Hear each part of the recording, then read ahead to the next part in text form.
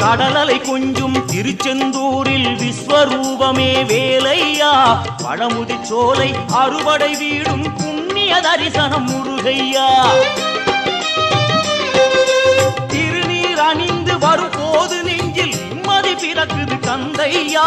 சுகனே சிவனார் மகனே உன்னை பாட பாட சுகமாகுதையா வேல் முருகா